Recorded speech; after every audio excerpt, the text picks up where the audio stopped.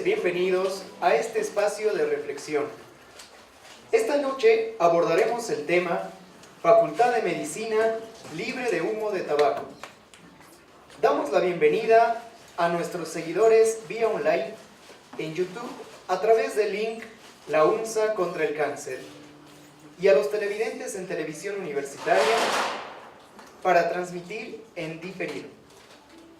Antes de iniciar con las presentaciones de nuestros expositores, disfrutemos del preámbulo musical, característico de nuestro evento.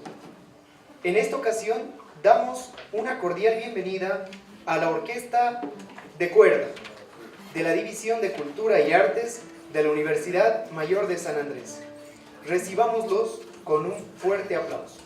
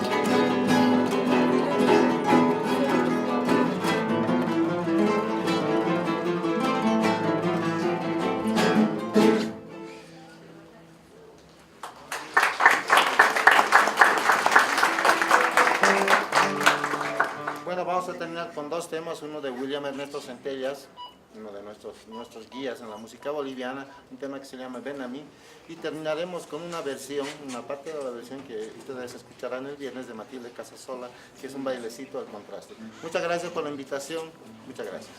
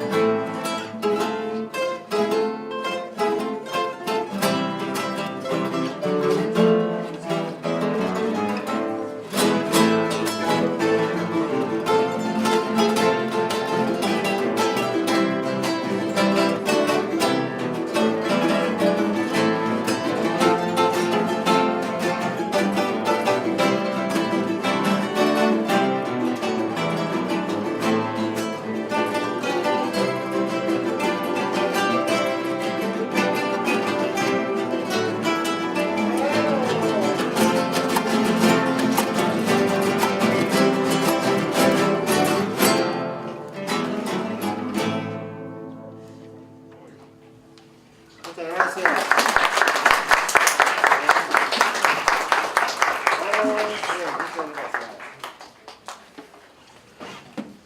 Para la inauguración de nuestro evento, vamos a invitar al doctor Omar Navía a que pase, por favor. Y mientras tanto vamos a agradecer el apoyo de la televisión universitaria, quienes realizan esta transmisión en diferido. Asimismo, quiero resaltar un poco que nuestras actividades están vinculadas justamente a tratar de controlar este problema que ya ha sido prácticamente en foros, en debates, claramente establecido como un problema social, estructural, muy importante. Estimamos que muchos ingresos de jóvenes, adolescentes al tema del tabaquismo se debe más que todo por cuestiones de percepción o por cuestiones fundamentalmente de pretender asumir algún nivel de jerarquía social, muy vinculado a grupos pequeños sociales de amistades, de amigos, y que intentan establecer algún mínimo placer de poder y además asumir una conducta de responsabilidad y seriedad o de mayoría, algo totalmente equivocado. Todos los que muchos me conocen habitualmente, cuando me ven pasar por las gradas o por los pasillos, si están ellos en ese momento asumiendo una conducta de consumir un tabaco, se escapan. Se escapan porque saben que el doctor Navía les va a quitar el cigarrillo y delante de ellos lo va a aplastar, lo va a pisar y les va a decir lo siguiente, que es algo que todos deberíamos estar plenamente conscientes, especialmente los estudiantes de medicina. Si tú estás fumando en este instante, es que no crees en la ciencia médica. Porque si no crees en la ciencia médica, puedes no solamente ser consumidor de tabaco, sino de cualquier otra droga. Pero si estás estudiando medicina, pues lo que tienes en la teoría y lo pregonas frente al paciente tienes que practicar.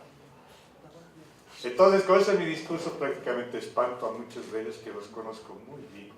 Algunos ya han salido, algunos ya han egresado, otros están en el internado, pero es una lucha individual. Es una lucha quizás inclusive molestosa para aquellos que tienen ya el hábito establecido como una forma de vida, pero no dejo de hacerlo. Entonces es agradable saber que muchas instituciones, como la propia Universidad Mayor de San Andrés, como la Fundación Corazón, que creo que están por aquí algunos también representantes, están haciendo seguramente todos los esfuerzos posibles para seguir en la lucha contra este mal social que lo tenemos, pero prácticamente socavado en toda la clase social boliviana y latinoamericana. Yo entendía que 4.400 muertes, ¿no?, por causas del tabaco en Bolivia parecería ser una cifra insignificante, pero si hacemos una perspectiva y además analíticamente y estadísticamente un indicador, nos damos cuenta que es bastante importante. Si en la Argentina, que es nuestro vecino y es altamente consumidor del tabaco, mueren 44.000 personas al año por tabaquismo, uno dice que ellos son más de 40 millones de habitantes, por lo tanto parece que esa cifra también es insignificante, pero no es así. La verdad que las muertes por tabaquismo, y además evitables, realmente pueden ser totalmente controlables. Pero el tabaquismo tiene muchas, pero es un problema complejo, y uno de los principales tentáculos, pienso yo, en los cuales no hemos podido incidir mucho, es en el tema de la industria tabacalera. Yo tuve la oportunidad de vivir en Cuba 2 años, donde prácticamente la producción de hojas de tabaco que tiene Cuba es única y exclusivamente destinada a la exportación. Para el consumo interno, lo que hacen es adquirir estas hojas de tabaco de un país latinoamericano porque les sale la mitad del precio menor que si ellos consumirían con su propia producción. Imagínense. Entonces, estamos hablando de una gran movilización de recursos de miles de millones de dólares. Entonces, desde que yo me acuerde, hemos empezado quizás un poco a tener un acercamiento a esta industria, obligándoles en cierta manera a incorporar algunos mensajes. Algunos mensajes que en el tiempo y en el transcurrir de las generaciones se fueron perdiendo y se fueron acostumbrando a leer un mensajito que decía y estaba ahí, pero que parecería que al final no tenía ninguna repercusión.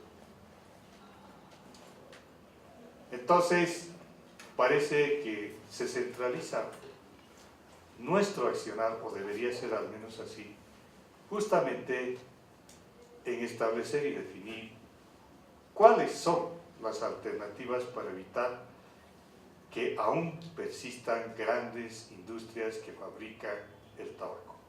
Así de sencillo.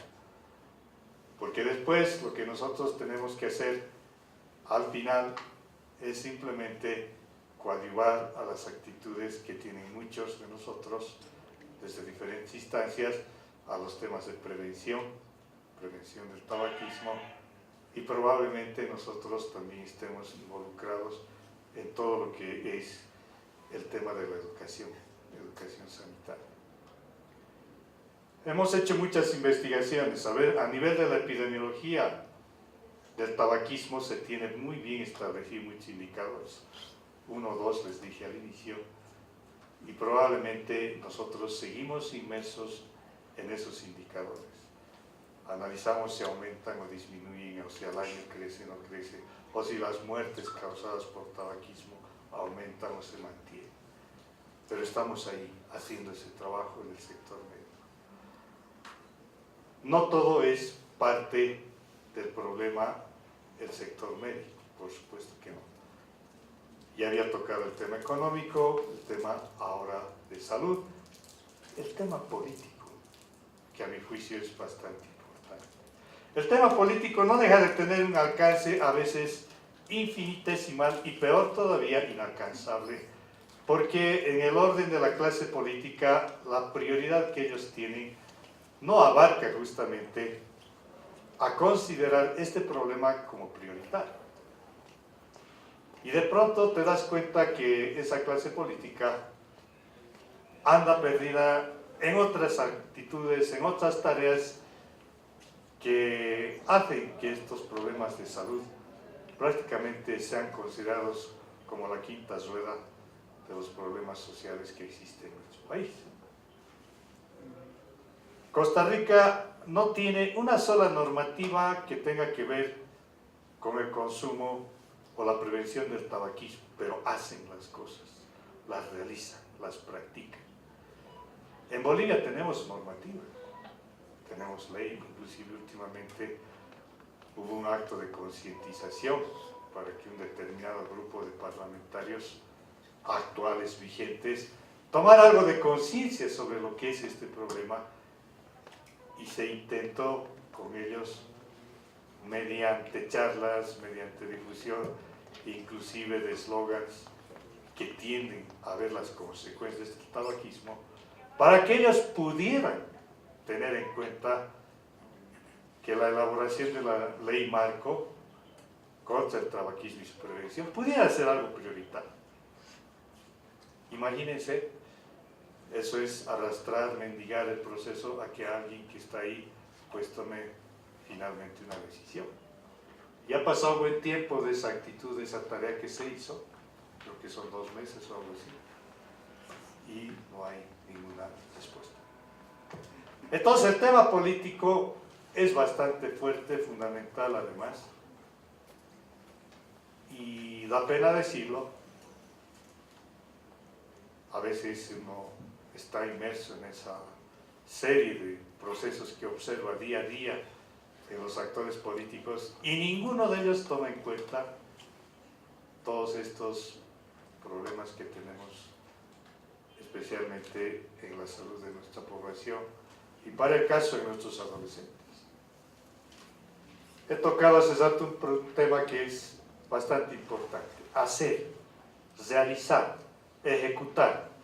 Parece que al final el objetivo debería centrarse en esas actividades, es decir, ya olvidarse de la normativa, olvidarse de todo lo que es las leyes, legislación sanitaria. Tantas cosas tenemos en la Constitución, tantas leyes se han elaborado, no sé, pero en los resultados nos damos cuenta que prácticamente no cambian en absoluto. Entonces, parecería ser que deberíamos centrarnos más que todo en esa tarea, como objetivo prioritario, empezar a realizar las tareas pues, para cumplir esos objetivos, fundamentalmente en lo que concierne a los grupos etarios juveniles, a los adolescentes, y algo que sí yo admito y reconozco, es que los patrones de consumo han cambiado, volviendo a la epidemiología. Antes de cada 10 jóvenes, al menos 6 fumaban. Ahora de las mujeres es 8 de cada 10 las que fuman. Y eso es algo, para nosotros, hay momentos que decimos es una sorna. Sabe que las mujeres nos llevan la delantera en ese problema. Pero ¿no se olvidan acaso en ese instante, peor todavía en el caso de las mujeres, las consecuencias que tiene la nicotina, ¿no? Porque la nicotina al final es el químico que nos produce el placer y la depresión. Y para evitar la depresión, aumentamos el consumo y así empieza un círculo bastante ya determinado también en lo que es el consumo del tabaco y su principal agente como la nicotina. Me agrada haber podido estar con ustedes en este momento. Sé que hay detrás mío panelistas que conocen y saben muy bien, perfectamente ligados a esta temática y que están día a día constantemente viendo cuáles son los mejores eventos, así como este, o tal vez las mejores acciones para ir paliando, quizás no eliminar, pero por lo menos paliando este gran problema de salud que tenemos en nuestra población. No quiero dejar pasar de largo el hecho de que la Universidad Mayor de San Andrés toma en serio este tipo de problemas, mediante este tipo de tareas, pues está presente justamente en su objetivo de coadyuvar a las políticas de control del tabaquismo, especialmente en lo que corresponde, al menos en su población estudiantil. Quiero desearle éxito pleno aquí a todos los panelistas ya presentes. Espero que todos ustedes, los estudiantes, saquen muy buen provecho de todo lo que se va a decir acá.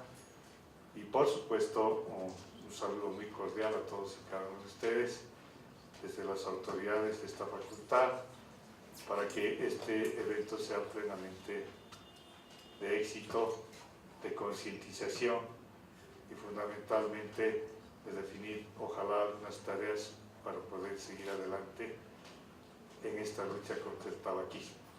Les agradezco nuevamente, muchas gracias, éxitos nuevamente. Bueno, invitamos también al doctor José Farfán, quien será nuestro moderador del evento de esta noche.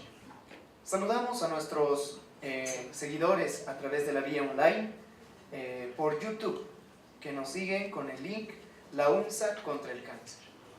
En esta oportunidad he sido invitado para poder coordinar y hacer que las diferentes expositores puedan indicar temas relacionados con el tabaco, para que cada uno de ustedes y de todos los que estamos presentes podamos conocer los adelantos que hay con referencia a las consecuencias relacionadas con el tabaco. Consecuencias que evidentemente son graves. Ya desde el estudio de Framingham, desde el año 50, se ha estudiado y se ha visto que el tabaco es uno de los componentes principales dentro de los factores de riesgo de enfermedades cardiovasculares, que sabemos que es la principal causa de muerte en todo el mundo. Por eso, los estados del planeta pues tienen sus programas de lucha contra el tabaco, porque sabemos que este es un factor independiente, que es una de las principales causas de muerte por enfermedades cardiovasculares. Me voy a permitir invitar a los expositores para esta noche, la doctora Pamela Cortés, que es representante de la Fundación Interamericana del Corazón, al doctor Ricardo Quiroga, que es representante de la Sociedad Boliviana de Cardiología, y al doctor Omar Hidalgo, que es médico del Instituto Nacional de Tórax, médico neumólogo. Ellos nos van a presentar los temas que han preparado, todos relacionados con el tabaquismo y sus consecuencias en nuestro organismo. Me permite invitar en primera instancia a la doctora Pamela Cortés, quien nos va a dar un panorama general de la epidemiología del tabaquismo en nuestro país y las consecuencias que provoca el mismo en nuestra población. Doctora Cortés. Muchas gracias por la invitación. Vamos a presentar este tema, esta epidemia que está afectando a todos, ya que el tabaquismo no respeta raza, condición social, no respeta condición económica, afecta a todos por igual.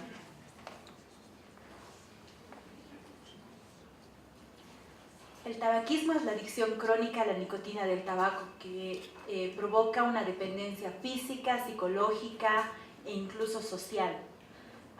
Actualmente es uno de los componentes de los cuatro asesinos que está provocando más del 80% de la enfermedad a nivel mundial. Y así, esta es toda la cadena que puede mostrarnos cómo es que se transmite. Empieza con las plantaciones de cultivo, donde ya va afectando con el cambio climático, porque se necesita deforestar bastantes campos para poder cultivar tabaco. Y a los cultivadores les provoca desde ya una enfermedad, a los que están expuestos, principalmente a los que van recogiendo, que son principalmente los niños, provoca la enfermedad del tabaco verde. Estos son los cigarrillos que se producían antiguamente y que son los más conocidos, que son los cigarrillos manufacturados, los puros, los habanos, las pipas. Pero al ver que ya existía normativa para controlar todos estos productos, han ido sacando otros nuevos productos que son estos, que son la shisha, el narguile, los kretex, las pipas de agua, los cigarrillos electrónicos, los rapes, el cigarrillo electrónico, los e-cigs, pero que provocan las mismas enfermedades, que tienen aditivos que van a provocar mucha más dependencia, ocasionando un impacto sanitario sumamente elevado. Los datos en el mundo que tenemos es que el tabaquismo es responsable de 6 de las 8 de las principales causas de muerte en el mundo. Actualmente 6 millones de personas están muriendo en el mundo cada año a consecuencia del tabaquismo. Pero también es importante recalcar que unos 600 millones no lo han consumido, pero también están falleciendo a consecuencia del consumo de este producto. ¿Y cómo? Por ser fumadores pasivos, por ser personas que están alrededor de otras personas que fuman. Y en Bolivia la situación no es diferente. En Bolivia las enfermedades no transmisibles están ocasionando el 62% de la mortalidad en nuestro país. Actualmente nos encontramos como el tercer país en las prevalencias más elevadas de tabaquismo. Estamos con un 25% en la población en general. En los adolescentes están empezando a fumar a los 13 años y se ve que cada vez hay más estrategias publicitarias y de marketing para que empiecen a fumar a edades más tempranas. Y actualmente los hombres están fumando más que las mujeres, sin embargo las mujeres están yendo muy por detrás de los hombres, elevando esas cifras. En cuanto a los departamentos, La Paz está encabezando prevalencias de tabaquismo con un 34%, seguido de Sucre, Oruro y Santa Cruz. Las cifras que tenemos son de que 12 personas mueren cada día a consecuencia del consumo de tabaquismo. Y tenemos un estudio reciente que ha sacado el Instituto de Efectividad Clínica Sanitaria, donde revela que cada año se están produciendo 4.478 muertes en la población, haciendo que los costos sanitarios sean bastante elevados. Tenemos que anualmente se están gastando 209 millones de dólares en reparar esos gastos sanitarios. Y todos dirían, pero eso se cubre con los impuestos que pagan las industrias tabacaleras. No.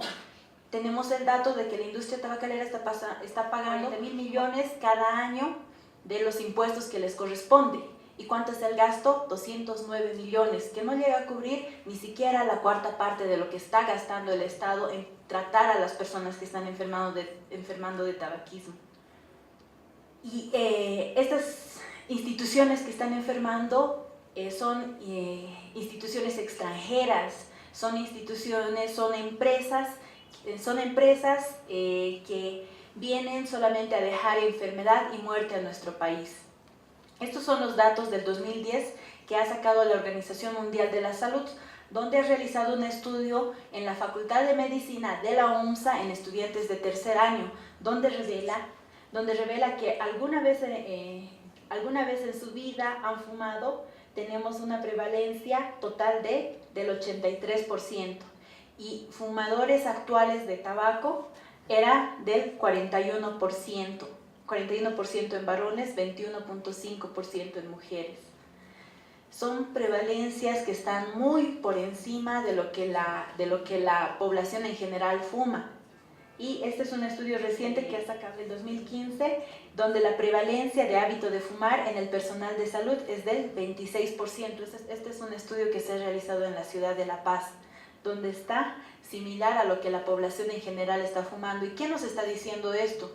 Que nosotros, que el personal de salud, que debería cumplir un rol modélico, no lo está haciendo, no está cumpliendo, no está siendo congruente con lo que pregonamos, con los hábitos saludables que deberíamos comunicar hacia toda la población. Y bueno, ¿qué se ha hecho con respecto a toda esta problemática? Ha surgido el Convenio Marco para el Control del Tabaco, sus directrices. ¿Y qué es esto?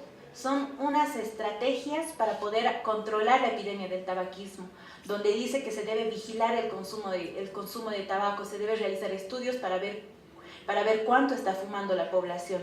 Se deben implementar las advertencias sanitarias, que son las figuritas, los gráficos que se encuentran en las cajetillas del tabaco. Se debe ofrecer ayuda para aquellas personas que quieran para aquellas personas que quieran dejar de fumar. Se debe implementar los ambientes 100% libres de humo de tabaco. Se debe prohibir la publicidad, promoción y patrocinio del tabaco, y se debe aumentar los impuestos al tabaco. Estas medidas, estas estrategias en conjunto hacen que estas prevalencias disminuyan y se pueda resguardar la salud de las personas. Además de que todo esto está enmarcado dentro de lo que son los derechos humanos, donde dice que los derechos humanos no deben ser vulnerados por ninguna práctica comercial. Y además de que los principios y los valores de la sociedad deben prevalecer sobre cualquier interés económico de las empresas transnacionales. Y esto también es importante, que la búsqueda del placer individual no debe atentar contra los derechos fundamentales de la colectividad, que son la vida y la salud. Y otros países están aplicando todo esto. Tenemos aquí las notas de prensa donde muestran que varios países ya han implementado los ambientes 100% libres de humo de tabaco. En Bolivia, ¿qué es lo que se ha hecho? Bolivia ha ratificado ese compilado de estrategias para poder implementar en el país, ha ratificado el año 2005, lo ha aprobado mediante el decreto 29376, que establece la prohibición y protección contra la exposición al humo de tabaco. Y ahí dice que se prohíbe fumar en cualquier establecimiento dedicado a la salud y a la educación escolarizada, primaria, secundaria, alternativa y especial, sean ambientes cerrados o abiertos, sean públicos o privados. Además de en todos los establecimientos cerrados de educación técnica o superior, debiendo reglamentarse al interior de los establecimientos el uso de los espacios abiertos. Esto es lo que establece el marco legal vigente en nuestro país. Además de que entre el 2016 y el 2017 se ha propuesto el proyecto de ley que establece que todos los establecimientos de salud, sean públicos o privados, y todo el sistema educativo plurinacional y en eventos de carácter educativo, incluyendo los ambientes cerrados y abiertos, deben ser libres de humo de tabaco. Además de que, así como a 100 metros a la redonda de dichos establecimientos, se prohíbe fumar o mantener un producto de tabaco encendido. ¿Por qué? Porque el humo no es inteligente, no dice en este lugar no están fumando, entonces me quedaré acá. No tiene esa inteligencia como para hacer eso. El humo, cuando una persona fuma, el humo llega a todo el lugar. Y no existe un nivel inocuo para la salud. Todo nivel de exposición al humo de tabaco es peligroso. Por lo que se ha realizado un estudio que pueda comprobarnos eso en el año 2010-2011, donde también se ha realizado este estudio en la Universidad Mayor de San Andrés, en sus distintas facultades, donde se ha visto de que se está fumando y están exponiendo el medio ambiente a niveles inseguros para la salud. ¿Y qué es lo que va a provocar esto? Va a provocar que se eleven los riesgos para ciertas enfermedades, como por ejemplo que se eleve en un 30% el riesgo de las enfermedades cardiovasculares, en un 25% el riesgo de padecer enfermedades de padecer cáncer de pulmón, aumenta los riesgos de padecer crisis asmáticas, el 70% de riesgo de cáncer de mama, así como otras enfermedades. Y estos son los países que han tomado ya cartas en el asunto y han decidido realizar acciones y decretar de que tengan ambientes 100% libres de humo de tabaco. Sin embargo, Bolivia todavía se encuentra con amarillo. ¿Por qué? Porque en Bolivia hay medidas parciales. ¿Y a qué se refieren estas medidas parciales? De que en el marco legal vigente dice no se puede fumar en varios lugares, no cita, pero hay una parte de tolerancia donde dice se puede fumar siempre y cuando el dueño del lugar diga que estipule de que con un letrero en un lugar se fuma y en otro lugar no se fuma. Esos son los ambientes parciales. Sin embargo, ya se han tomado cartas en el asunto y varios países están realizando acciones, como por ejemplo las universidades libres de humo de tabaco. En Colombia ya han iniciado sus acciones en la Universidad del Rosario el 2014, en sus otras universidades, en la Universidad de La Arboleda el 2010, donde ya han implementado sus campus universitarios libres de humo de tabaco. En Venezuela también lo han hecho, en Chile, en la Universidad Católica, ya han implementado. Claro que todo en la Universidad Católica ha sido un proceso paulatino. El 2014 han iniciado con los primeros 2 pasos, que vamos a explicar un poquito más adelante, y están ellos ya preparados para el 2018 decretar que va a ser una universidad 100% libre de humo de tabaco. En Ecuador lo propio, han implementado sus universidades en México y en Argentina. Y aplaudimos bastante las acciones que está realizando la OMS contra el cáncer de poder colocarnos en la lista de tener una universidad libre de humo de tabaco. ¿Qué es una universidad libre de humo de tabaco? Es una institución que garantiza la salud de su población, la salud de su comunidad, de sus estudiantes, de sus docentes y de todas las personas que trabajan en esa institución. Y una universidad 100% libre de humo de tabaco no permite fumar en ninguna de sus instalaciones, ni dependencias. Esto quiere decir gradas, corredores, pasillos, ni colocar falsas soluciones, como por ejemplo las ventiladoras o los purificadores de aire, ya que la ciencia ha demostrado de que cualquier ventilador no es eficaz para eliminar todas las partículas de humo de tabaco. Así que las separaciones físicas y los ventiladores son soluciones falsas. Asimismo, de que se ha demostrado que los ambientes 100% libres de humo de tabaco son la medida más eficaz y segura para proteger a todos los que están dentro de esas instalaciones. Y la finalidad de una universidad 100% libre de humo de tabaco es que se cumpla con la legislación que está vigente, de que se puedan prevenir los problemas de la salud, de que se puedan asegurar el derecho de los estudiantes, de los docentes, de los administrativos, a que puedan respirar un aire limpio, un aire no contaminado por el humo de tabaco, además de mejorar el clima laboral, que va a contribuir notablemente a que mejore la productividad y que disminuya el ausentismo laboral.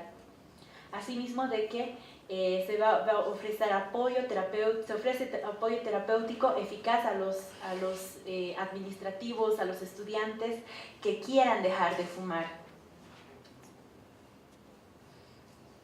Y les hablaba de las etapas que se debe seguir para tener una universidad 100% libre de humo de tabaco, que son estas 4 etapas. En la primera, donde se conoce el estado de la situación, de cómo está la universidad. Se hace una revisión de la normativa, se identifican los actores clave y se realiza un diagnóstico situacional.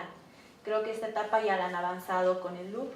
La segunda etapa es preparar el terreno, se buscan los aliados pertinentes con los que se va a trabajar, se sensibiliza y se educa a toda la comunidad que va a estar implicada, se elabora una propuesta y se eleva esta solicitud de implementación de ambientes 100% libres de humo de tabaco a las autoridades correspondientes. Me parece que también ya han avanzado con este paso y ahora queda que continúen con la tercera etapa, que va a ser la etapa de la implementación propiamente dicha, donde se emite una resolución de implementación de ambientes 100% libres de humo de tabaco, se habilita un canal de consultas, se notifica a todos los estudiantes, docentes, administrativos y a todo el personal que trabaja dentro de la universidad sobre esta resolución que existe, sobre esta nueva normativa. Además de que se empieza con la elaboración de todo el material informativo y se empieza a distribuirlo. Y se coloca toda la cartelería y la señalética correspondiente que indique la prohibición de fumar en todos los establecimientos de la universidad. Y la cuarta etapa, que es la evaluación de los resultados, donde ya se evalúa todo el trabajo que se ha realizado. Este trabajo, para lograr el cambio cultural que requiere la implementación de ambientes 100% libres de humo de tabaco, es necesario el compromiso, la convicción y la participación de toda la comunidad universitaria, donde deben participar tanto estudiantes, docentes, las autoridades, el plantel administrativo. Todos deben trabajar conjuntamente para que esta implementación sea exitosa. Bueno, muchas gracias.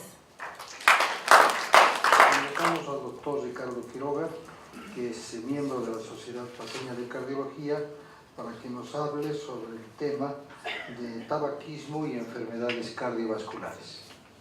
Pues me es grato participar de este tipo de actividades en vista de que forman parte fundamental de una creencia que yo tengo, que he tenido siempre y que la he sostenido a medida que ha pasado mi vida académica, que es luchar contra el tabaco. Vamos a hablar un poco sobre las enfermedades cardiovasculares y el tabaquismo. Bueno, en epidemiología la doctora Pamela prácticamente nos ha adelantado 5 millones de muertes cada año a nivel mundial. Se espera que para el 2025 esto sume a 10 millones de muertes. En Latinoamérica, 1 millón de muertes anual por el tabaquismo, ¿no? Tenemos ahí todo, esa es una foto pública que muchos lo conocen, de los elementos del tabaco. En cuanto a la toxicidad, los científicos han identificado más de 7.000 sustancias, compuestos en el humo del tabaco, de los cuales por lo menos 70 de ellos causan cáncer. En alguna declaración previa yo me había dicho 7.000 que causan cáncer, pero no es tan malo exagerar en este tipo de aspectos porque uno no sabe cómo va a reaccionar el cuerpo, ¿no? Entonces, todos los cigarrillos son dañinos, como ya también lo adelantó la doctora Cortés, ¿no? Toda exposición al humo del tabaco puede causar daños, tanto inmediatos como a largo plazo. Y no existe ningún nivel de exposición de humo del tabaco que sea seguro, y obviamente no existe cigarrillo que sea también más seguro. Según la organización estadounidense, pues desde 1964 más de 20 millones han muerto por el humo del tabaco.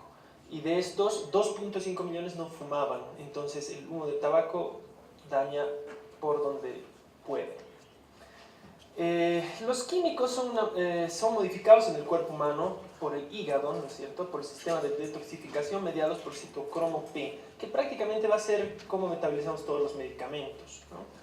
Entonces el comportamiento, la intensidad, la exposición al humo de tabaco va a dar la respuesta de acuerdo a cada paciente, en este caso a cada persona que va a estar expuesta, ¿no? Y la mezcla de todo esto va a ser los responsables de la iniciación de una enfermedad. Vamos a tocar la función endotelial rápidamente porque prácticamente el tabaco altera la función endotelial. ¿Y qué es la función endotelial? Aquí está resumido prácticamente todo lo que hace el endotelio a nivel cardiovascular. Vasodilatación, trombólisis, o sea, lisis de trombos, evitar la agregación plaquetaria, disagregación plaquetaria, antiproliferación y lipólisis.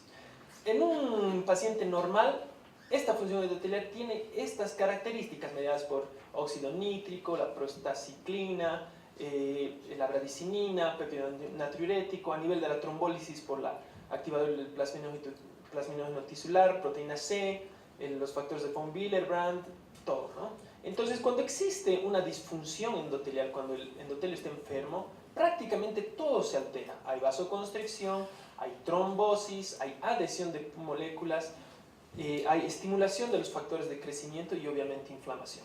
Todo esto es fundamental para lo que vamos a ir avanzando para la prevención de enfermedades cardiovasculares. Este es un poco fastuoso flujograma de cómo es que todo eso actúa.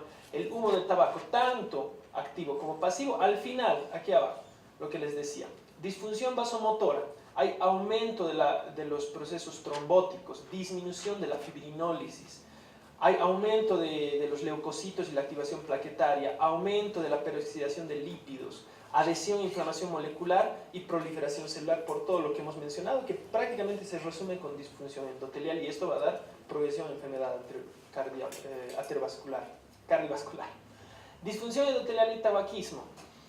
En los estudios, la dilatación mediada por flujo es la que se ha ido estudiando en diferentes revisiones para poder determinar si es que el tabaco puede producir alguna alteración en estas, ¿no? Y, lógicamente, sí, se encuentra alterada por el consumo de tabaco. Y se ha visto que esta dilatación mediada por el flujo mejora importantemente un año posterior a la cesación tabáquica. Y la alteración se encuentra presente tanto en consumo de los cigarrillos light como los comunes. Y el humo de segunda mano también produce esta alteración en jóvenes que también un año después de la cesación mejora. Y esto es básicamente el 2014, que no es muy antiguo, se ha dado estos términos justamente para solidificar toda la ciencia y todos los estudios que se han hecho hasta el momento sobre el daño endotelial. Sobre los lípidos, se han hecho estos estudios por Craig primero, que hay una elevación significativa de los colesteroles, por así decir, malos, ¿no es cierto?, del colesterol de baja densidad, de muy baja densidad, de los triglicéridos, y una disminución del HDL, que es el colesterol bueno, y de la lipoproteína A1, que también es bueno, que es exposición dependiente, significa más exposición, más reducción, ¿no ven? Entonces, en el humo de segunda mano también se ha hecho una revisión donde se ha visto que el colesterol bueno baja. Entonces, también hay datos científicos sobre esto. Sobre inflamación, se ha visto una elevación significativa de glóbulos blancos en el estudio de Ishizaka, relacionado estrechamente con aterosclerosis carótida en pacientes fumadores. Y, lógicamente, que existen también elevación de factores proinflamatorios en fumadores como pacientes de fumadores pasivos. Sobre la hipertensión, si bien no hay datos sólidos en que diga que el tabaquismo eleva de manera continua la presión, sí sabemos que eleva de manera aguda por una taquicardia refleja, pero aquí hay un estudio interesante que me ha parecido bueno tomarlo en cuenta, que se ha hecho en ancianos fumadores y que sí significativamente era más alta la presión en pacientes ancianos que fumaban. Y, lógicamente, a nivel de la coagulación, el fumar activa la cascada de coagulación y agregación plaquetaria, reduciendo lo que decíamos la fibrinólisis. Estos datos son interesantes y vamos a hacer un resumen de estadística rápida, ¿ya? Van a ver que vamos a hablar mucho de riesgo relativo. El riesgo relativo es la relación que va a existir, el cociente que va a existir entre un paciente con exposición a un factor de riesgo con respecto a un paciente que no la tiene. En resumen, si tenemos un riesgo relativo de 1, significa que no existe una relación entre la exposición o el factor de riesgo y la enfermedad. Si es mayor a 1, significa que hay una alteración importante sobre ese factor para producir la enfermedad. Y si es menor a 1, es negativo, se puede considerar hasta protector, ¿no? Pero en este caso, vean cómo el riesgo relativo, todos superan 1, ¿no es cierto? Y a lo que va la charla, enfermedades coronarias, tanto en varones como en mujeres, el riesgo relativo es mayor a 1, ¿no es cierto? En estos dos estudios, el CPS-1, CPS-2, que sí está directamente relacionado al consumo de tabaco con presencia de enfermedades coronarias. Esto seguimos con riesgo relativo de acuerdo a la cantidad de cigarrillos fumados por día. Miren cómo el riesgo relativo se incrementa importantemente. Los valores de riesgo relativo van desde 0 hasta infinito, es por eso que aquí 45 más. Realmente existe una elevación del riesgo relativo con respecto a los cigarrillos fumados, ¿no? Y bueno, siempre tocando algunas palabras de la exposición anterior, en que aquí estamos con el vector, ¿no es cierto? Las empresas tabacaleras, que nos tratan de marear sea como sea. Tenemos datos muy fuertes para decir que el tabaco hace daño, que el tabaco mata, que el tabaco produce cáncer, que el tabaco produce enfermedades pulmonares, etc. Pero al final nos salen eso, ¿no? Que quita 10 años de vida, y los tabacaleros nos salen, sí, pero son los últimos 10 años, entonces nos empiezan a marear y entonces no tenemos que dejarnos engañar fácilmente. Tenemos que estar bien concentrados al hablar con alguien que protege el tabaco, ¿no? Esto es un estudio que se ha hecho en la ciudad de Manresa, en España. Se ha hecho un estudio de 28 años de seguimiento en pacientes de 30 hasta 59 años, varones, en los cuales se ha determinado cuáles eran los factores de riesgo que aumentaban la mortalidad en este tipo de pacientes. Se ha tomado la presión, el azúcar, el colesterol, el índice de masa corporal y el tabaco. Esto es en incidencia importante. Y lo más rescatable de este cuadro es que la incidencia del inicio, digamos, de pacientes normales con presiones relativamente bajas, azúcar normal, colesterol bajo, índice de masa corporal normal o bajo, no fumadores y fumadores, el único que casi ha doblado la incidencia, tanto coronaria como la mortalidad coronaria, si se dan cuenta, ha sido el tabaco y el colesterol. Los demás tienen un incremento, pero no es tan significativo como el colesterol y el tabaco. Los dos afectan la función endotelial y hemos visto que es muy importante. Nuevamente con riesgo relativo, esto es en el mismo estudio en cuanto a las mismas variables, ¿no es cierto? Entonces tenemos un riesgo relativo de 1,5 importante. La P es otra, vamos a seguir con un poco de estadística. La P, bueno, nos da realmente la probabilidad de que cualquier tipo de estudio tenga significancia estadística y no dejarla al azar. Para que una P sea significativa, tiene que ser por lo menos de 0.05, porque después puede existir el azar que haya hecho que en los estudios que hayamos visto se haya elevado un poco el riesgo, pero puede ser el azar. Pero para que no haya azar se usa el término de la onda P, de la onda P, del electrocardiograma. Yo leo todos los días, por eso estoy mareado. Pero la P de Spearman, que en realidad nos da esa significación estadística, tiene que ser menos de 0.05 en esto. Y entonces miremos, y aquí 0.05 con colesterol, debajo con tabaco. No hay otro que sea tan significativo. Entonces noten ustedes cómo en este estudio que se ha hecho bastante tiempo, realmente existe mucha evidencia científica sobre el daño del tabaco, ¿no? Y aquí tenemos estudios grandes, metaanálisis. Metaanálisis actualmente es la evidencia más grande que tenemos en la medicina, que son prácticamente recolección de datos de múltiples estudios que han estado con un adecuado diseño, por lo tanto tienen relevancia. Entonces estudiamos varios estudios, sacamos un resultado y eso es un metaanálisis.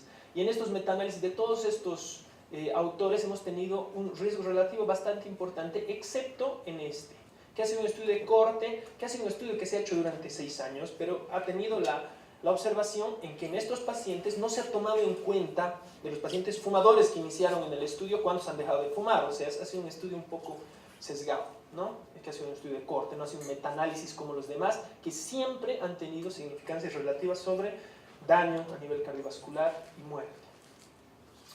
Otro metaanálisis importante sobre la exposición crónica al humo de tabaco, en tanto entre fumadores como nunca fumadores, ¿no es cierto?, sobre el riesgo cardiovascular. Y miren cómo el riesgo cardiovascular se incrementa importantemente en pacientes con un tabaquismo activo con respecto a los que nunca han fumado, ¿no? Es el riesgo relativo, pues se incrementa de manera exponencial. Me gusta mucho este estudio porque esto también nos muestra, por lo menos fundamenta ciertas actitudes a nivel de salud política que deberíamos tomar y que están ya refrendadas por este tipo de estudios o algunos países que han tenido experiencias como en Estados Unidos, en el estado de Helena, Montana. Se ha hecho justamente las medidas políticas para prohibir fumar en espacios cerrados el 2002, ¿no? Pero en diciembre del 2002, finalizando, la medida fue impugnada, ¿no es cierto? Porque siempre sabemos que los bichos están rondando por todo lado. Entonces se ha levantado esa medida y miren cómo la admisión por infarto en ese estado, durante la instauración de las medidas 100% libres de humo de tabaco, que es la que luchamos todos, ha habido un descenso muy importante sobre la admisión de infartos de miocardio en ese estado. Pero después, cuando ha dicho no se puede, entonces se han vuelto a elevar. Esto es algo pues, bastante interesante y bastante práctico que nos hace pensar en qué tenemos que hacer. Y estos son todos los estudios, también todos con porcentaje de reducción con respecto a las medidas tomadas para el infarto. Entonces, una de cada 3 muertes por enfermedad cardiovascular es causada por el tabaco. Eleva 2 a 4 veces, yo a mis pacientes les digo 5 veces porque tenemos que ir un poquito hacia arriba siempre redondear, pero es importante la producción de infarto por el tabaco, ¿no? El humo de segunda mano aumenta 30% en las enfermedades cardiovasculares, ya lo hemos revisado con el doctor Cortés. Aumenta el riesgo de ataque cerebrovascular también en un 25%. Bueno, estos son datos de Bolivia que prácticamente sí los hemos revisado también ya antes, ¿no es cierto? El tabaquismo responsable en Bolivia anualmente 2.425, ¿no? Tanto por enfermedades cardíacas. Y bueno, en total 4.488 muertes por año. Todas las enfermedades que en Bolivia son atribuibles al consumo de tabaco, ¿no? Anualmente, lo que ya habíamos dicho, enfermedades cardíacas, pues de 1.000 para arriba. Los beneficios prácticamente no necesitan presentación ni exposición. Ya con todo lo que hemos mencionado, solamente el mencionar el ambiente 100% de libres de humo, sabemos que es útil para proteger, para salvar vidas, para evitar que los jóvenes empiecen a fumar, para disminuir el ausentismo laboral, que son fáciles de implementar, cuestan poco dinero, reducen la aceptación social a fumar, tienen millones de beneficios, ¿no? De los cuales ahí estamos los principales. En conclusiones, lo que decíamos, no hay ningún nivel de exposición al tabaco que esté libre de daño, ¿no? La exposición ocasional al humo de segunda mano es dañino para el sistema cardiovascular también. Mayor exposición, mayor daño. A nivel mundial, 10% de todas las muertes de causa cardiovascular son por tabaco. No hay cigarrillo que sea menos dañino y que los ambientes 100% libres de humo ofrecen la protección necesaria, son los únicos, ¿no? Así que tratemos de no apagar el cigarrillo en el corazón y pensemos un poco más para tomar acciones. Y probablemente lo más interesante de la charla, que desde hace aproximadamente 2 años que lo voy tocando en todas mis presentaciones, independientemente que sean de tabaco, ¿no? Sobre la realidad de Bolivia. La realidad es que pasa esto, que no respetamos el semáforo rojo, que botamos basura en la calle, que empezamos a hacer cosas no adecuadas con el dinero. Y la realidad del tabaco, lo que ya habían presentado, tenemos una ley ya, la ley 3029 con su decreto supremo que ha sido reactivada en el 2009, que no prohíbe fumar en lugares cerrados que tengan el logo de prohibido fumar, en transporte público o en lugares de expendio de comida. Esta es mi foto, esta ya la tomé. Las demás sí me presté por ahí de la fundación. Pero esto sucede en Bolivia y supuestamente, según la ley, el decreto supremo está prohibido. Entonces, esto es algo bien importante porque cuando vino una colaboración extranjera a hablar, estuvimos en contacto con muchos médicos que han estado muy metidos en el tema. Yo le digo, doctor, a un cardiólogo uruguayo, ¿cómo podemos implementar esto? ¿Qué podemos hacer? Y me dice, fácil. Al igual que hacen controlar o respetar el semáforo rojo, lo mismo. Yo, listo, como condorito, plop, ¿no? Ahí la pelamos. Entonces, esto es bien importante para crear conciencia en todos ustedes. Esta presentación ya la tenía mandada desde un buen tiempo. Hubiera puesto una foto más del Papa Juan Pablo, del Papa, del señor Bergoglio, ¿no es cierto?, el Papa actual, Francisco, que decía que un ejemplo vale mucho más que 1000 tweets o 1000 WhatsApps, ¿no es cierto? Y eso es algo que me quedó y yo el día de hoy ya lo vi. Por lo tanto, si nosotros no vamos a dar el ejemplo, no podemos mejorar, porque nuestros políticos están pensando solamente en quedarse en el poder, en beneficio propio, ¿no es cierto? Es muy mezquina la mentalidad que ahora tenemos de los gobernantes. Entonces tenemos que empezar desde abajo, desde nosotros, cambiando la mentalidad, cambiando a la familia, cambiando a los amigos, a los hijos, a los padres. Tenemos que empezar cambiándonos por nosotros antes de hacer eso. Lo que Michael Jackson decía, hay que empezar por el hombre en el espejo. Y si no podemos cambiar nosotros, pues estamos perdidos porque tenemos que hacerlo. Y sí se puede. Mientras nosotros querramos, siempre vamos a poder cambiar. Y solo depende de nosotros. Y con esto termino, ¿no? Siempre lo pongo también, el Thomas Frieden, que es el director del CDC de Atlanta. Entonces dice que hay muchas cosas que hacen los microbios, que no hacen los microbios, como cabildear entre políticos, permitiendo expandirse, no gastan miles y millones de dólares para convencer a personas que es buena onda ser infectadas, no financian a científicos para que digan que no está mal contraer una infección, ni tampoco que se cambien de nombre para decir que una bacteria es light y menos dañina, solo lo hace el tabaco, así que la lucha es dura y depende de nosotros. Luchen por sus sueños, en este blog pueden descargar esta presentación y gracias por su atención. Vamos a convocar ahora al doctor Omar Hidalgo, que es miembro de la Sociedad Paceña de Neumología y médico de planta del Instituto Nacional de Tórax. Él nos va a hablar sobre el tema de EPOC y tabaquismo. Voy a empezar esta presentación de un tema que está relacionado con mi preparación académica. Voy a hacer un poquito más orientación hacia la fisiología pulmonar en relación al tabaco y en el medio donde vivimos. Justamente empezando esto porque hace pocos días falleció una colega que fumaba por lo menos una cajetilla al día, ¿no? Y como acá el doctor Quiroga nos dijo, la relación que existe entre el tabaco y las alteraciones vasculares a nivel del corazón. Bueno, vamos a empezar con la enfermedad pulmonar obstructiva crónica, que es una causa pulmonar que es afectación del cigarrillo. Bueno, en el mundo hay muchas iniciativas, todas orientadas con esto. ¿Por qué? Porque este tipo de patologías crónicas presentan mucho gasto económico, no solamente para la persona, sino para el país. Acá en Bolivia nosotros, imagínense, el doctor Quiroga les ha dado una presentación de estudios que son comparativos a nivel internacional. Bueno, los tomamos en cuenta, pero ustedes también imagínense el daño pulmonar que estas patologías presentan, que son crónicas. Pero en nuestro medio, nosotros vivimos en alturas altas, por encima de los 3000 metros.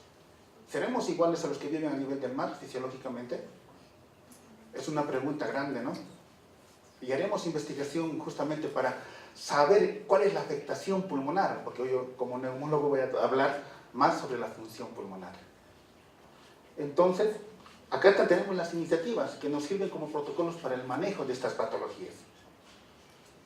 Como decimos, siempre empezamos por definición. La EPOC, enfermedad pulmonar obstructiva crónica. Lo que está recalcado en otro color, como una enfermedad crónica que es poco reversible. ¿Qué significa eso?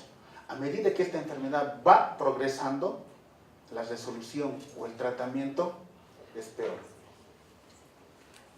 Ahí tenemos, como hemos hablado, toda la epidemiología que tenemos. ¿Cuánto se gasta un paciente a nivel mundial? Imagínense la mortalidad por esta enfermedad que ha ido incrementando en relación a los infartos que ha ido disminuyendo. Ahora todo el mundo fuma. Bueno, y los factores de riesgo para producir EPOC.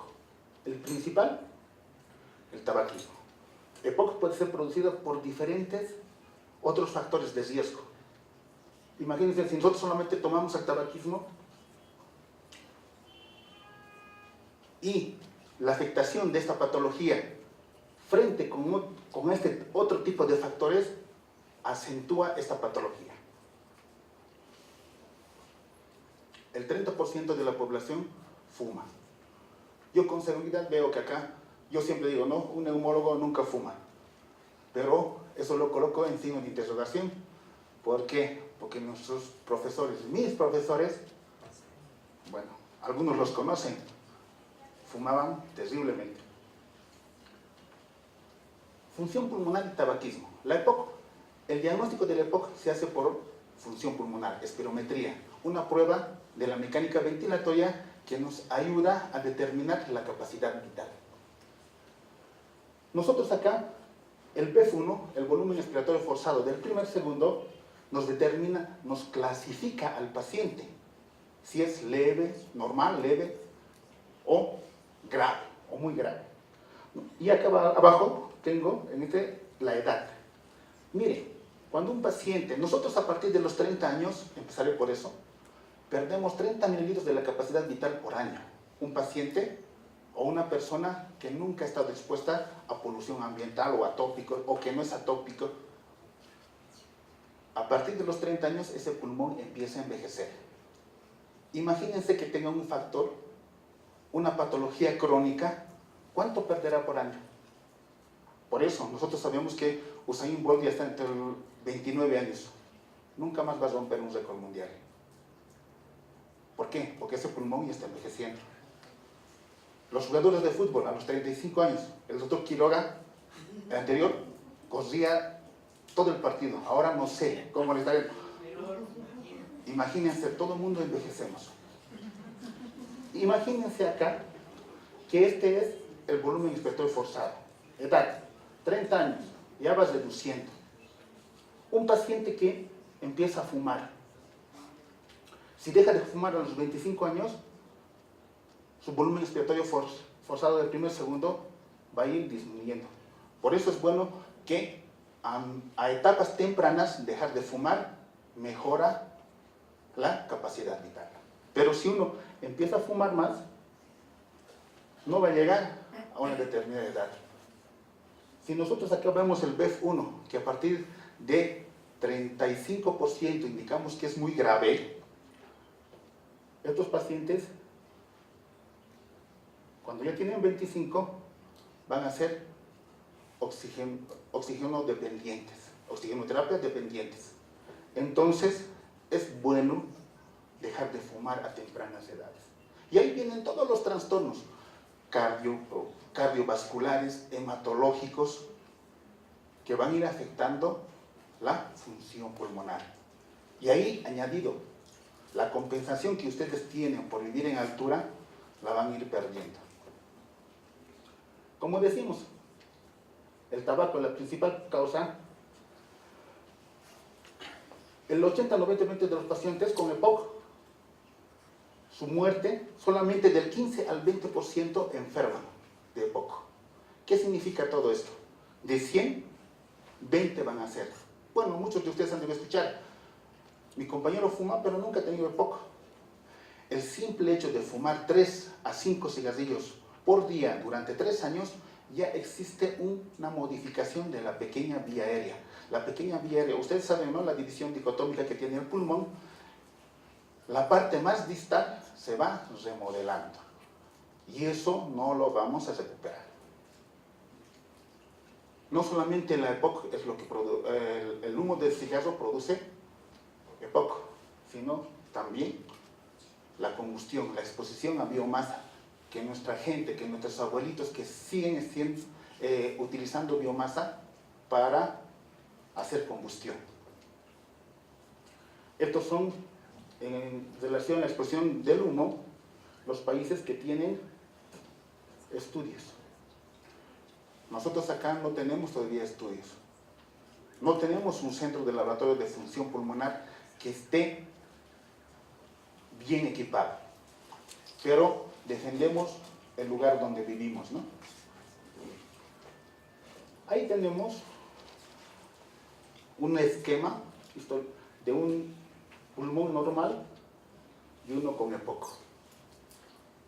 En la fisiopatología, la inflamación, el desequilibrio de proteasa, antiproteasa y la hipersecreción van cambiando a medida que esto va a ir incrementando. Igual que el proceso inflamatorio, que va despertando factores proinflamatorios que van acentuando toda la evolución de esta enfermedad. Esta enfermedad del EPOC no tiene cura. En otros países, no solamente la EPOC es producida, como he dicho, por el cigarro. Las patologías agudas, como el asma, enfermedades crónicas, diremos, como el asma, pero que dentro de su definición dice enfermedad obstructiva crónica que con o sin tratamiento revierte, se van a convertir en EPOC. He visto, yo normalmente en toda mi atención clínica que hago en los diferentes centros, el 80% de mis pacientes presentan una patología obstructiva crónica y con las diferentes remodelaciones que puede existir. Las dos entidades principales, bronquitis crónica y enfisema pulmonar. Ahí tenemos un esquema de la patología de una bronquitis crónica, fumador azul,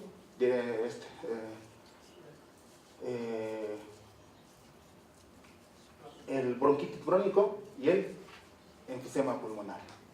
Ahí tenemos un poco la clínica de la bronquitis crónica, tosedor crónico, obeso, tendencias a la cianosis en relación al enfisema pulmonar. Nosotros en la EPOC no solamente comenzamos como patología, la EPOC tiene múltiples fenotipos y eso es lo que nosotros no entendemos. Ni los mismos médicos podemos entender cómo se comporta una EPOC en diferentes presentaciones clínicas. Ahí tenemos los fenotipos, que son 4 en realidad. Entonces, eso nos sirve a nosotros ¿para qué? Para poder tratar esta enfermedad, para evaluar su cronicidad, para evaluar su función. Ahí tenemos una bronquitis crónica, donde vemos un pulmoncito algo más pequeño en relación al enfisema pulmonar. Entonces, en la EPOC, ¿qué vemos? En fisiología pulmonar vemos esto. La relación BEF1-FBC, que esto nos dice obstrucción, menor a 70%. Nosotros acá, voy a hablar un poquito de fisiología pulmonar, aquí en la altura no tenemos una ecuación propia para determinar. La espirometría, que es una prueba de mecánica ventilatoria, nos determina a evaluar aquellos pacientes que tienen un grado de obstrucción en la ventilación, desde la boca hasta el bronquiolo terminal. La enfermedad más representante, asma y EPOC, ¿no? Y justamente eso es lo que nos mide esta relación. Pero en la espirometría, en las pruebas de función pulmonar, las ecuaciones que se utilizan están hechas de acuerdo, uno, a la población. Nosotros acá en Bolivia no tenemos ningún centro que tenga ese tipo de ecuación. La más cercana utilizada es una que se realizó en afroamericanos y mexicanos. México está a 2.240 sobre el nivel del mar, está en altura intermedia, más bajo que Cochabamba. Y nosotros que vivimos a 3.000 metros de altura, 3.600, entonces es una altura alta. ¿Serán los valores exactos para nosotros? Por eso decimos nosotros, ¿esto por qué vengo a comentarlos? Para ustedes incentivarlos que hagan investigaciones, demuestren si este tipo de patologías pulmonares son propios de nosotros. ¿Por qué? Porque ustedes viven acá, han nacido, tienen familia, ¿su comportamiento será igual? Entonces ahí tenemos la EPOC. La disminución del BF1 nos dice la gravedad. Hay aumento de la capacidad pulmonar total, aumento del volumen residual. Esto no podemos medir con espirometría. Para medir esto necesitamos pruebas que miden aquellos volúmenes y capacidades pasivos. Y un pletismógrafo corporal es el que es más apto para este tipo de estudio. Acá tenemos todo lo que ocurre en una EPOC. Diagnóstico. La espirometría.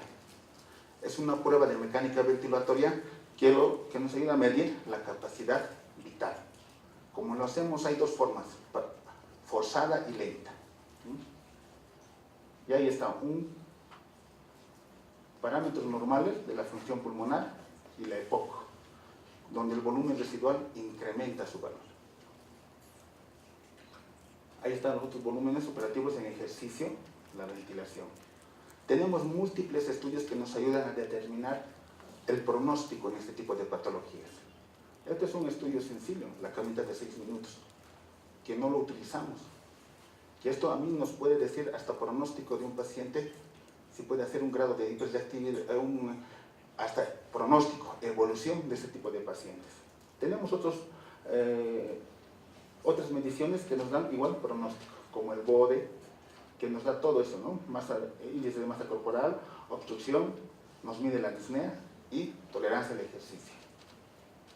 Diagnóstico de SPOC, investigar riesgo, historia clínica, imagenología y función pulmonar.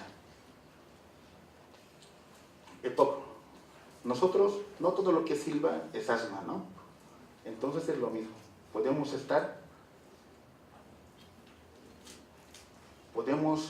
confundirnos con este sinfín de patologías que también producen obstrucción bronquial. Ahí está la clasificación según Gold. Y ahí está la clasificación propuesta según fenotipos. ¿Esto para qué nos sirve? Para el manejo. Pruebas de evaluación para ver conformidad del paciente, escala de Merz. Clasificación propuesta por fenotipos. ¿Cómo hace Gold en estos tipos de fenotipos? Menos síntomas, bajo riesgo, para evaluar en qué grado de EPOC se encuentra. Las metas del tratamiento en la EPOC: progresión de la enfermedad, mejorar los síntomas, mejorar la tolerancia al ejercicio, mejorar el estado de salud, prevenir y tratar complicaciones y reducir la mortalidad. El sinfín de tratamientos que nosotros podamos utilizar, desde la educación hasta las comorbilidades que ya produce esta enfermedad. Ahí está todo el sinfín de fármacos que podemos utilizar en este tipo de pacientes. Desde los anticolinérgicos, que son los LAMA que van a escuchar, los beta-agonistas, los LABA, las antinas y los esteroides. Ahí está la comparación de broncodilatadores de acción corta y de acción prolongada. Nosotros aquí en Bolivia no tenemos ningún broncodilatador beta-2 de acción prolongada, que normalmente nos ayudaría a controlar mejor la enfermedad. Los esteroides los utilizamos cuando son exacerbaciones frecuentes, hiperreactividad bronquial, cuando se comporta más como un asma. Ahí está el manejo farmacológico, LABA, CIS, ¿no? Los SABA, que estos son broncodilatadores beta-2 de acción intermedia prolongada, o los anticolinérgicos, los LAMA. Evidencias de rehabilitación pulmonar.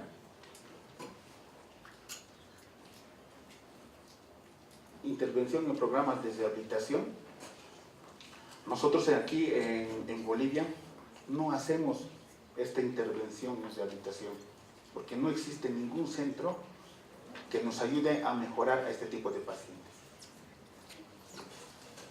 Vamos a llegar a esto. Imagínense, si nosotros perdemos, como ya les dije, 30 minutos de la capacidad vital, este señor de aproximadamente mayor a 60 años, ¿cuánto perderá por año? ¿No? Nosotros decimos, bueno, he fumado dos cigarrillos, 3 cigarrillos al día, no me hace daño. Las comorbilidades y las complicaciones que podemos tener. Bueno, la EPOC es una enfermedad que no tiene cura. En el mundo se han hecho diferentes actuaciones. Imagínense, yo soy neumólogo intervencionista.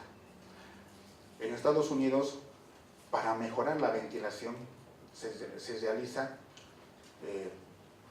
una intervención por broncoscopía, ¿no? Que por calor local tratan de dilatar la musculatura bronquial. Está probado en pacientes que tienen asma grave, que el tratamiento con inmunoglobulinas no ha modificado su capacidad vital.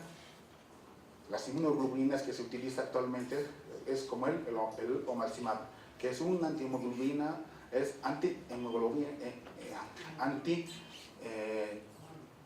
antihemoglobina E. Entonces, nosotros, imagínate, ni este tipo de tratamiento lo utilizamos actualmente acá en Bolivia. Este tipo de tratamiento se llama termoplastía. Yo he realizado como unos 5 estudios que sí ha mejorado la mecánica ventilatoria. Imagínense, nosotros en este tipo de pacientes que tienen un BEF1, un volumen expiratorio forzado del primer segundo menor a 35, con este tipo de intervención en este tipo de pacientes que han remodelado, los hemos mejorado han llegado hasta 50%. Imagínense, ha ganado un 15%, lo máximo que nosotros hemos podido hacer llegar. Pero eso lo ha mantenido estable ventilatoriamente. Imagínense, pero ese costo de tratamiento aproximadamente cuesta $20,000 por año. En Estados Unidos, un paciente con EPOC por año, entre las múltiples internaciones y los múltiples manejos farmacológicos, gasta aproximadamente $120,000. A $20,000 que normalmente dan los seguros en salud, imagínense, ellos prefieren hacer todo esto. Pero no todas las personas están aseguradas. En nuestro medio no existe esto. No existen ni los medicamentos esenciales justo para esto. No existe ni un beta-2 de acción prolongada. Lo máximo de un salmeterol, que es un beta-2 de acción intermedia, que nosotros lo manejamos y lo manejamos mal. ¿Por qué? Como siempre dicen, en cardiología, voy a tomar el ejemplo de mi colega. Cuando uno tiene una alteración a nivel cardíaco, lo primero que piden es un electrocardiograma. Pero en neumología, cuando uno tiene dificultad ventilatoria, tiene tos que no responde a ningún tratamiento, ¿quién pide una espirometría? Y además, la espirometría ya lo conocían desde 1700. Y creo que el electrocardiograma ha cumplido hace varios años, 100 años, desde su invención. Entonces, ese tipo de interrogatorios tenemos que tener nosotros en cuenta. La EPOC es una enfermedad que en nuestro medio está avanzando. Y está avanzando a pasos gigantescos. Bueno, yo siempre digo, ¿no? Mis colegas, cuando veo y no me hacen caso que dejen de fumar, fumen. Al fin y al cabo, la consulta voy a cobrar 500 bolivianos. ¿No? Necesito un BMW.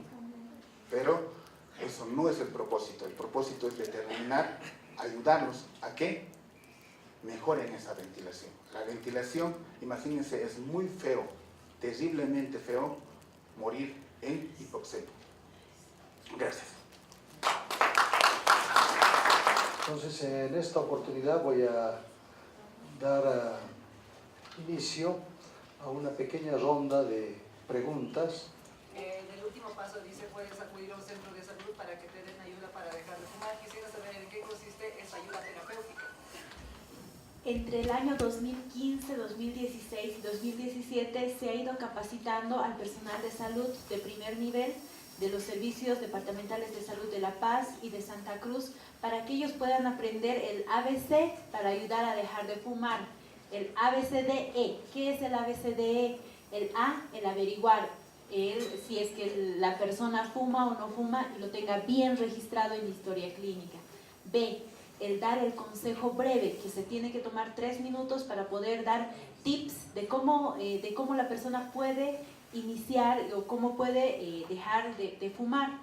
El C, que es de cesación propiamente dicha, donde ya se tiene que intervenir, ya se interviene, 1 con el tratamiento farmacológico o 2 con también el apoyo conductual, que es importante para estas personas. Y el D, que ya es el de derivación. En otros países solamente es el ABC, porque ya están totalmente entrenados sus médicos generales para poder brindar la ayuda necesaria a los pacientes fumadores. En cambio, en nuestro país toda esta capacidad se está construyendo, por lo que el D es de derivación hacia el personal especializado. Puede derivarse hacia los neumólogos, puede derivarse hacia un psiquiatra, hacia un cardiólogo, hacia la persona que crean que son los adecuados y quienes van a dar la ayuda final hacia los pacientes que quieran dejar de fumar. Sin duda, todos sabemos que el consumo de tabaco pues, es el principal factor de riesgo, ¿no?, de enfermedades a nivel mundial y también de mortalidad. El título del seminario dice Universidad libre del humo del tabaco. ¿Qué podemos hacer para que nuestra universidad y desde ya nuestra facultad, lo decía el doctor Quiroga, pues empecemos con el ejemplo, ¿no?, para que a partir de nuestra facultad, pues toda nuestra universidad ojalá pueda ser considerada libre del humo del tabaco? Quisiera expresar esta pregunta para todos los panelistas, porque en el conocimiento que tengo sobre este tema, todavía me parece que para la realidad de nuestro país, esta es una meta, no sé si inalcanzable, tal vez es muy pesimista de mi parte decirlo, pero creo que estamos avanzando, evidentemente se está avanzando, pero ¿qué otros pasos tendríamos que seguir? Porque yo noto que hay un total desinterés de parte de nuestras autoridades facultativas en este sentido, y creo que si no partimos de una instrucción clara que parta de nuestras autoridades, pues muy poco vamos a poder hacer, por ejemplo, como docentes de la Cátedra de Salud Pública 1, que somos, no sé, los primeros que comenzamos a tratar este tema con nuestros estudiantes, abordando el tabaquismo como una enfermedad, ¿no es cierto?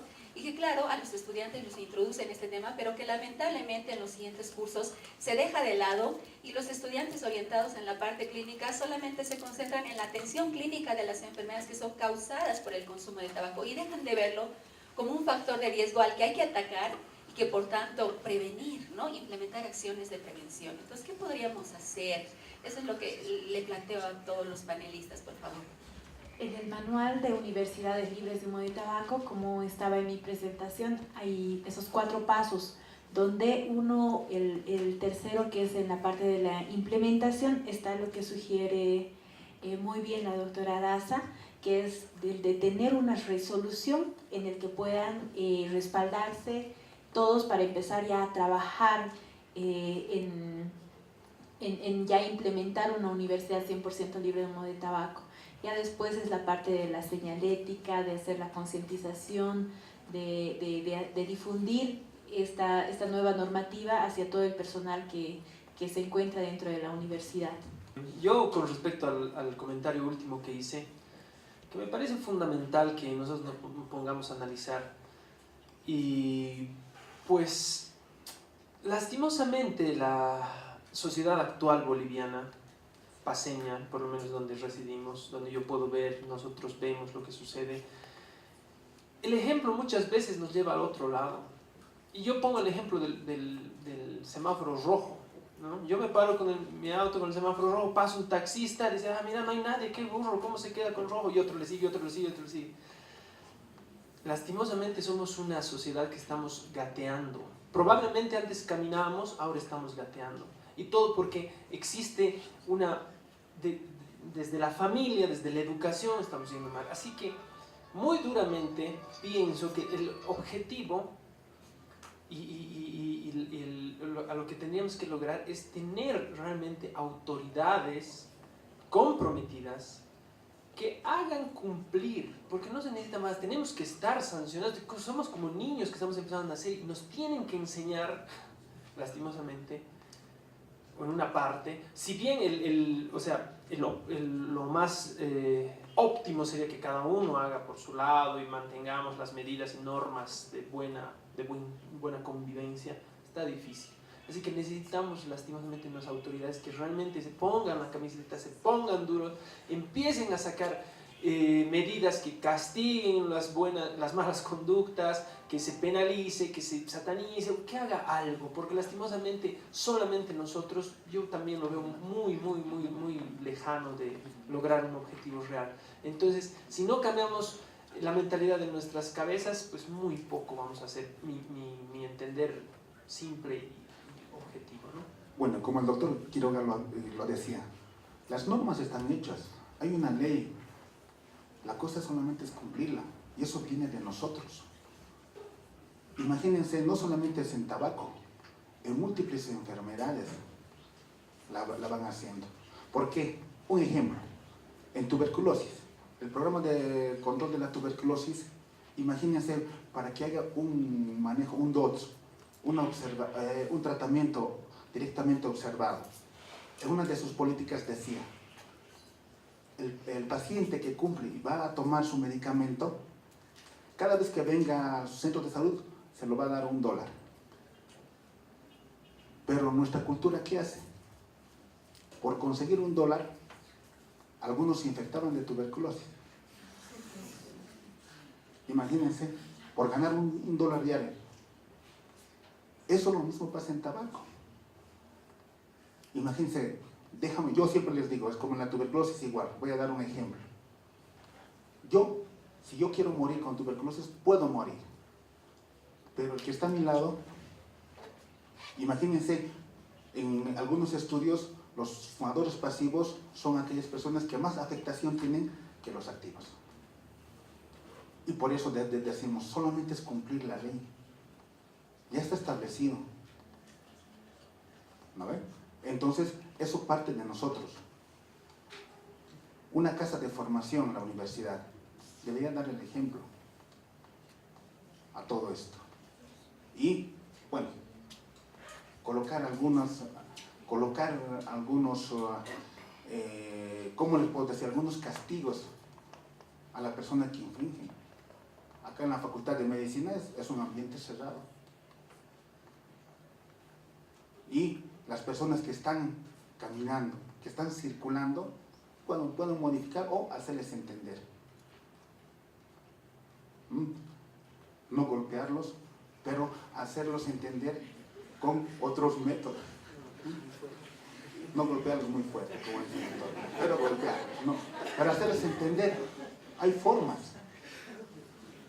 Imagínense, en otros países, nosotros acá, como dice, en Bolivia, nuestra cultura nos hacemos lo que nosotros queremos.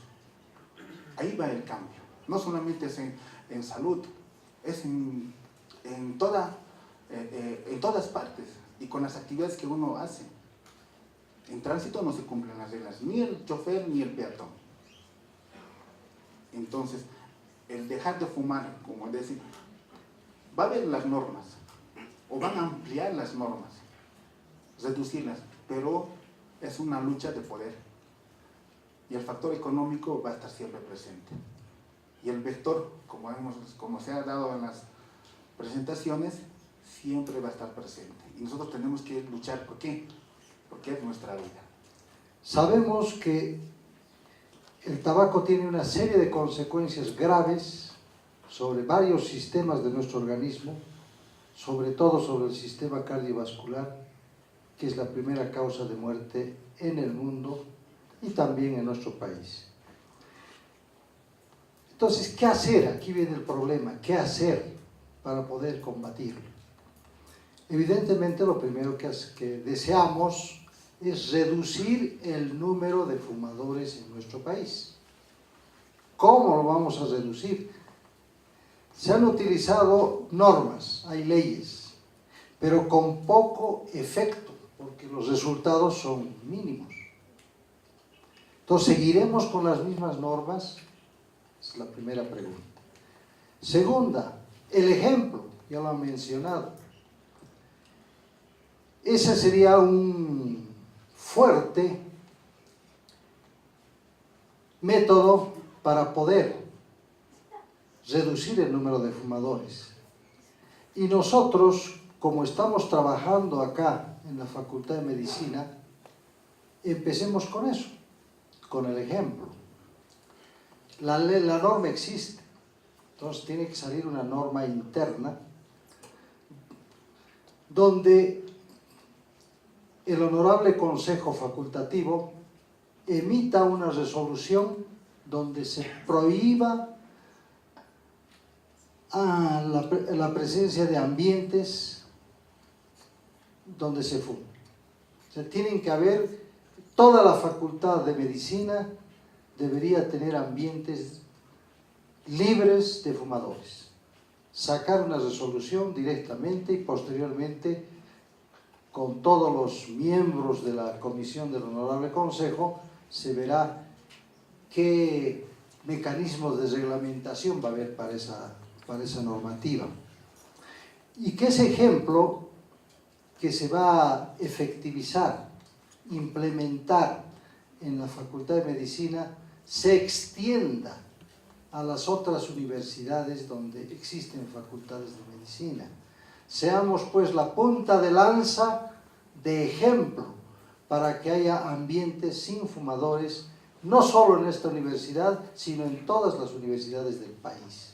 Entonces creo que esa podría ser un avance importante.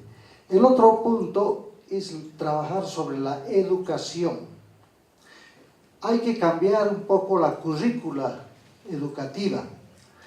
Se ha cambiado la currícula, y donde en este cambio de currícula, por ejemplo, se recuperan los valores ancestrales. Ya en los colegios se está utilizando ese método de recuperación de valores ancestrales, haciendo, por ejemplo, el APTAPI cada mes, creo, en los kinderes, en las escuelas, etc.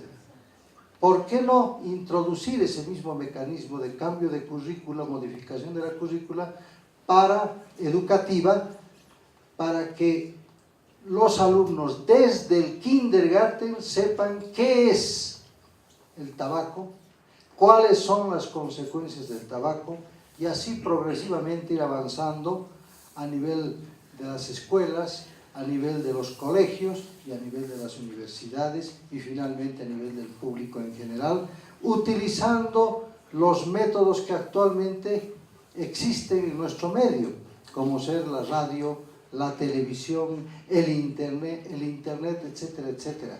Pero creo que finalmente es la parte educativa la que va a ser en esta gran lucha que yo la veo entre Goliat y David. Goliat son las empresas tabacaleras que no quieren perder dinero, quieren seguir ganando plata de una o de otra manera. Y el David somos todos nosotros que no tenemos grandes recursos económicos como los Goliat, pero que sí tenemos que trabajar de una manera tal vez un poco inversa dentro de la pirámide social. Inversa porque nosotros nos consideramos, y en todo el mundo se considera la universidad la crema innata de la sociedad pensante. Entonces, como sabemos que hay grandes consecuencias como consecuencia del uso del tabaco, entonces empecemos a trabajar de esa manera. Primero con el ejemplo y luego tratar de que se modifique la currícula educativa desde el kinder, para que sepan los niños cuáles son las consecuencias del tabaco. Considero de que esa es una propuesta que puede ser mejorada, pero a nivel de implementación de la a nivel de nuestra Facultad de Medicina, yo voy a aprovechar el próximo la reunión del Consejo Facultativo para proponer de que esta facultad sea libre del tabaco en todos sus ambientes. Esta idea de nuestro grupo, la OMSA contra el cáncer, cierto que se lanza este nuevo proyecto con la esperanza de que verdaderamente la facultad sea nuevamente un ejemplo para la universidad. El profesor Farfán recordará, ustedes seguro que no, la Facultad de Medicina ha sido pionero en la autonomía universitaria, en el rescate de la autonomía universitaria, en la educación superior de docentes, y así muchos ejemplos. Nosotros somos muy optimistas porque creo que este proyecto puede ir y debe ir adelante, porque no es una idea tampoco nueva, sino yo tengo entendido que muchas facultades de medicina de Latinoamérica han optado este camino y han sido declarados facultades de medicina libres de humo, de tabaco. Y creo que este camino, cierto, que no solamente ayudará a dignificar a la Facultad de Medicina, sino también a ser un ejemplo interesante. Nosotros ya hemos presentado el proyecto para que el Honorable Consejo Facultativo pueda declarar a la Facultad de Medicina de la UMSA una facultad libre de humo de tabaco.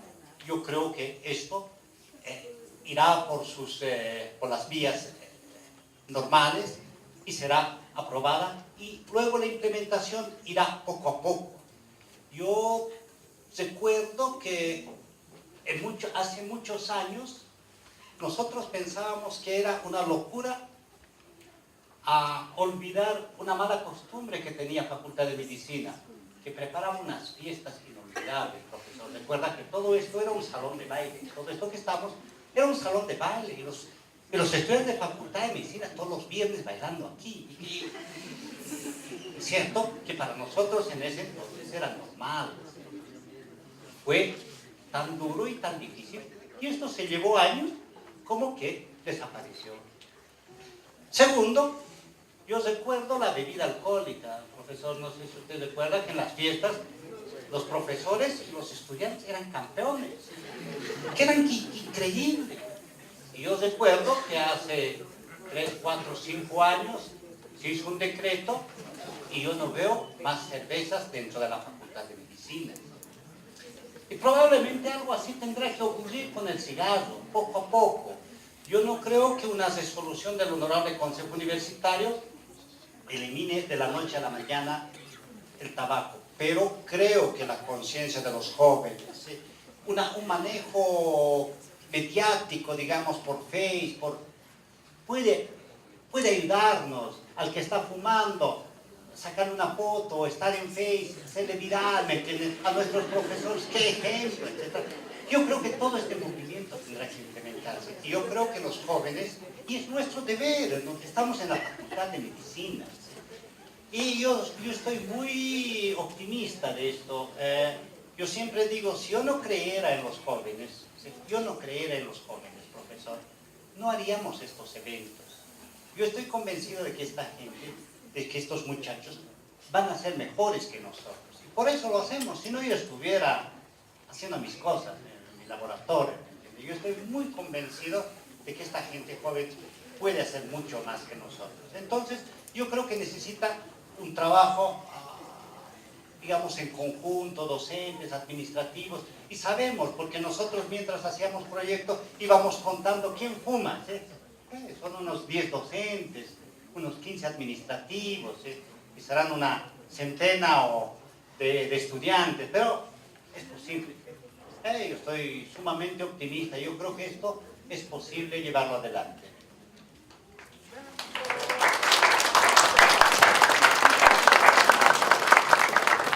Esta reunión ha sido muy interesante, nos ha entusiasmado notablemente para que actuemos y saquemos como conclusión de que el Honorable Consejo Facultativo mediante una resolución, declare a la Facultad de Medicina como una facultad libre de humo de tabaco. Muchísimas gracias. Agradecemos a nuestros invitados especiales, a todos ustedes por acompañarnos esta noche y a todos nuestros seguidores en las redes sociales. Les deseamos un descanso reparador y nos despedimos hasta una próxima oportunidad. Tengan ustedes muy buenas noches.